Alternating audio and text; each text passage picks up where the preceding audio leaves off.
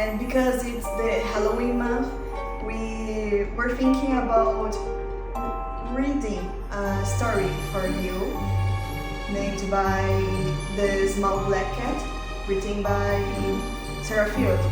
And the second part that I'm going to read it for you was reading for me. So I hope you guys enjoy it. If the small black cat had known it was Halloween, he might have stayed shivering in the old barn and started his search another time, but he didn't know. All he knew was that he was cold, he was hungry, and he was lonely. And he didn't even have a name to call his own.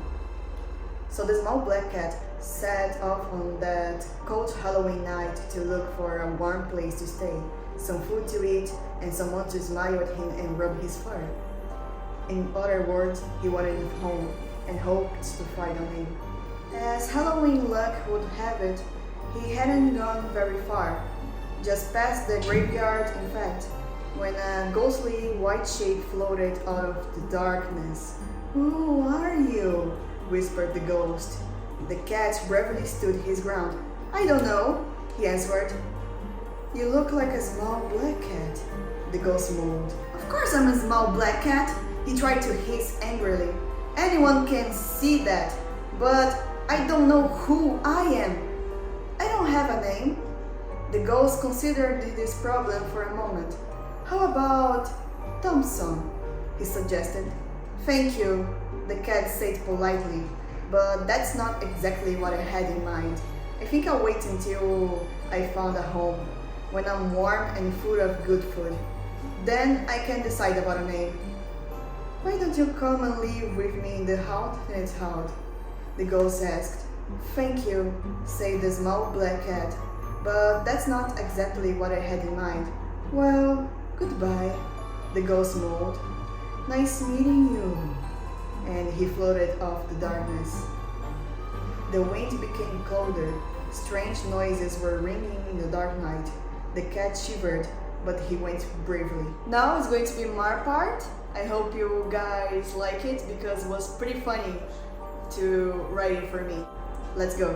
On his way, the small black cat saw on the sky a broom with a figure flying. Curious, he followed it until the figure lands on the ground. There was a witch, a classical one, with a pointy black hat and a black dress, but she also looks like a grumpy old witch. "Ugh, what do we have here?" the witch complains while talking. "I'm a small black cat," he answered, hissing angrily, as the old witch laughed from his behavior and size. "Oh, right, you're the smallest black cat I've ever seen. And what such a thing like you is doing in a place like this one?" she asks the cat in a mean tone. "Excuse me, but I'm not a thing. I just don't have a name or a place to call mine," the cat answers a little bit sad, ears falling down a little in disappointment and sadness, which, with not even a hint of sympathy, loud again and the small black cat.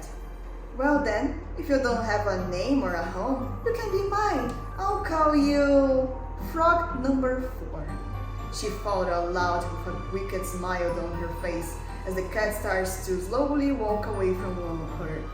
"Thank you, but no, that's not what I have in mind.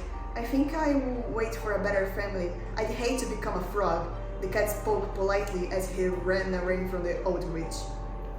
Minutes and hours passed after his not-so-friendly meeting with the old and mean witch. The little black cat didn't have much luck finding a home to call his own. Halloween seemed to have many mean people that didn't like the small black cat.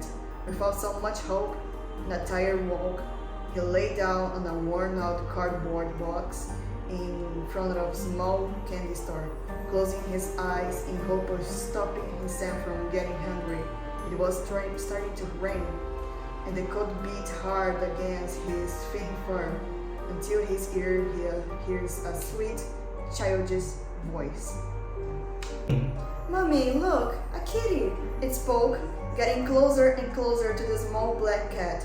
He opened his eyes, seeing a little girl with orange curls in a very bright fairy costume and with a smile with a missing tooth. She looked at the small black cat and he looked at the small ginger girl. Mommy, he's so cute. He's all alone by himself. Can we stay with him, please? The girls had asked her mother. Well then, let's take out this poor kitty of the cold. I think your father will love the surprise, and then we can think a name for him. The mother answered to the small ginger girl, taking off her coat and wrapping to the small cat up, warming him up. Oh, but mommy, I already gave him a name. He's a black cat that appeared in Halloween, and it's almost midnight, so I'll call him Mr. Midnight. She spoke while holding the cat in her arms carefully, while the small black cat purred in agreement. Already in a new house, well fed and warm, the small black cat lay in bed in his new owner. Well, I'm Mr. Midnight now. I'm a comfortable and good house. That's exactly what I had in mind. So that's it. I hope you enjoyed the story. Have a nice Halloween on this month and see you next time.